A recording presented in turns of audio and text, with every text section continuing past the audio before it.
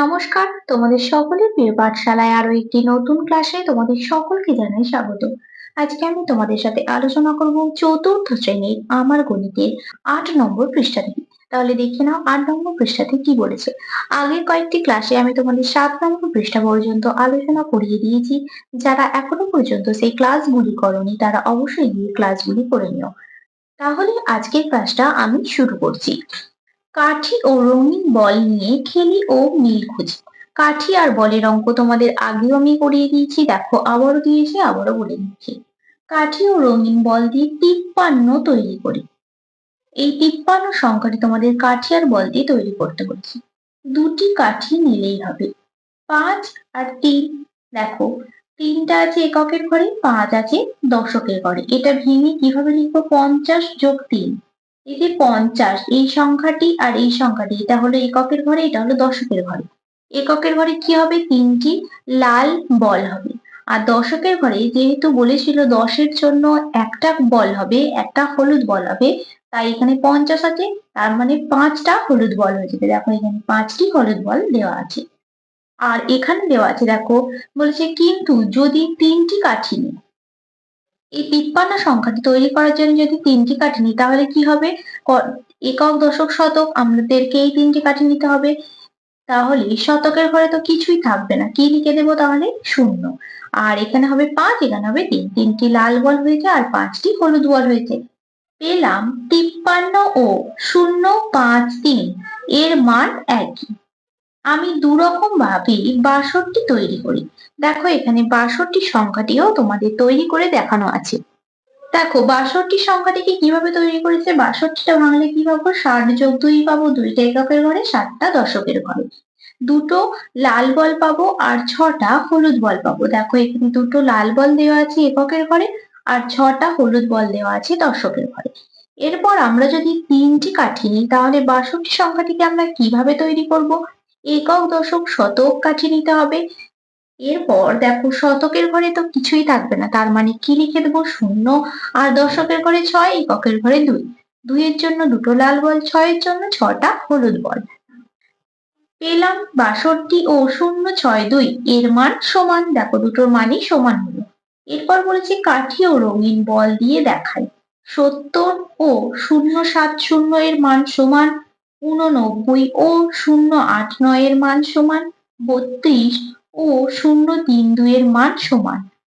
তাহলে তোমাদের ৭০ মানে ৭০ ও ০৭০, এই অঙ্কটা আমি তোমাদের এখানে করে দেখিয়ে দিচ্ছি। প্রথম দেখো হচ্ছে ৭০ একক, দশক, তাহলে এককের ঘরে হবে ০, দশকের ঘরে হবে ৭। তাহলে এককের ঘরে ০ মানে কোনো বলই হবে না, আর দশকের ঘরে কি হবে? ৭টা হলুদ বল হবে। একটা, দুটো, তিনটে, চারটে, ৫টা, ৬টা, ৭টা, এটা হলুদ বল। ৭টা হলুদ বল হয়ে গেল। এরপর কি আছে? ০৭০, দেখো একক, দশক, শতক। শতকের ঘরে কি? ০, দশকের ঘরে ৭, এককের ঘরেও ০। দেখো যেহেতু এককের ঘরে এবং শতকের ঘরে ০ আছে, এই দুটো ঘরে কোনো বলই হবে না, আর দশকের ঘরে আছে ৭, ৭টা হলুদ বল হবে। ১, ২, ৩, ৪, ৫, ৬, ৭। দেখো দুটোর মানই সমান হলো। এরপর এই দুটো অঙ্ক আমি তোমাদের খাতায় করে দেখাচ্ছি, দেখে নাও। দেখো এটা বলেছিল ৮৯ ও ০৮৯ এর মান সমান। প্রথমটা দেখো একক আর দশক দুটো কাঠি আছে, তার মানে আমরা দুটো কাঠি আঁকবো। দেখো লিখে দিলাম একক আর দশক, দুটো কাঠি আঁকবো। কত লিখবো? ৮ দশক কাঠিতে আর একক কাঠিতে লিখবো ৯। ৯, ৯ এর কি লিখবো? ৯টা লাল বল করবো। ১, ২, ৩, ৪, ৫, ৬, ৭, ৮, ৯, এটা লাল বল। ৯টা লাল বল আর ৮টা হলুদ বল করবো। ১, ২, ৩, ৪, ৫, ৬, ৭, ৮, এটা হলুদ বল। আর কি আছে দেখো একক, দশক, শতক, তিনটে কাঠি হবে। একক, দশক, শতক, তিনটে কাঠি আঁকবো। দেখো এককের ঘরে কি আছে? ৯, দশকের ঘরে আছে ৮, শতকের ঘরে আছে ০। এরপর একক ঘরে আমরা কি লিখবো? এককের ঘরে লাল বল করব, কটা করব? ৯টা। 1 2 3 4 5 6 7 8 9। আর দশকের ঘরে 8 আছে, 8টা হলুদ বল করব। 1 2 3 4 5 6 7 8। 8টা হলুদ বল আর 9টা লাল বল হয়ে গেল। শতকের ঘরে শূন্য আছে, কোনো বলই হবে না। দেখো দুটোর মানই সমান হলো। এরপরের অঙ্কটা কি বলেছিল দেখো, 32 ও 0.32 এর মান সমান। তাহলে এটাও তোমাদের করে দেখিয়ে দিচ্ছি। দেখো বলেছিল 32 ও 0.32 এর মান সমান। তাহলে একটা আছে একক দশক, প্রথমেরটা আমরা দুটো কাঠি করব, একক কাঠি আর দশক কাঠি। দুটো কাঠি করলাম। কি আছে, একক কাঠিতে আছে 2, দশক কাঠিতে আছে 3। দুটো কি হবে, লাল বল হবে একক কাঠিতে, একটা দুটো, এটা কি হয়ে গেল লাল বল। আর দশক কাঠিতে আছে 3, কি হবে 3টে হলুদ বল হয়ে যাবে। দেখো 3টে হলুদ বল। এরপর আছে দেখো একক দশক শতক, এটা 3টে কাঠি করব, একক কাঠি, দশক কাঠি, শতক কাঠি। 3টে কাঠি করলাম। এরপর 3টে কাঠি টানবো, একক দশক আর শতক। একক কাঠিতে আছে 2, দশক কাঠিতে আছে 3, শতক কাঠিতে আছে 0। দুটো আছে একক কাঠিতে, দুটো লাল বল হয়ে যাবে। দশক কাঠিতে 3টা আছে, 3টে হলুদ বল হয়ে যাবে। শতক কাঠিতে 0 আছে, কোনো বলই হবে না। দেখো দুটোর মানই সমান হয়ে গেল। তাহলে এই অঙ্কগুলো আশা করছি আমি তোমাদের বোঝাতে পারলাম। এই অঙ্কগুলো এইভাবেই তোমাদের করতে হবে। এর পরের পৃষ্ঠায় যাওয়া যাক। 9 নম্বর পৃষ্ঠায় বলেছে দেখো, নেতাজির জন্মদিনে পাড়ার অনুষ্ঠান। প্রতি বছর 23শে জানুয়ারি আমাদের পাড়ায় নেতাজির জন্মদিন পালন করা হয়। এবছর আমরা ঠিক করেছি সবাই মিলে একটা অনুষ্ঠান করব। এই অনুষ্ঠানে আমাদের পাড়া থেকে 43 জন অংশগ্রহণ করেছে। পাশের পাড়া থেকে 27 জন অংশগ্রহণ করেছে। এই অনুষ্ঠানে মোট কতজন অংশগ্রহণ করেছে? আমাদের পাড়া থেকে 43 জন আর পাশের পাড়া থেকে 27 জন। তাহলে 43 আর 27 আমাদের যোগ করতে হবে। 7 আর 3 যোগ করলে কত হবে 10, 7-এর পর 8, 9, 10, 10-এর শূন্য হাতে রইল 1, 4 আর 1-এ 5, 5 আর 2-এ 7, 5 পর 6, 7। তাহলে কতজন হয়ে গেল, 70 জন অংশগ্রহণ করেছে। সকালে পতাকা উত্তোলনের পরে যেমন খুশি আঁকোর আয়োজন করা হয়েছে। বিকালে নেতাজির জীবনী পাঠ, আবৃত্তি, নাচ ও গানের আয়োজন করা হয়েছে। অনুষ্ঠান দেখতে 87 জন অভিভাবক এবং 122 জন শিশু এসেছে। প্রত্যেক শিশুকে 2টি করে লজেন্স দেয়। কতগুলো লজেন্স লাগতে পারে হিসাব করে দেখি। 122 জন শিশু আছে, 2টি করে লজেন্স দিলে 122-এর সাথে 2 গুণ করতে হবে।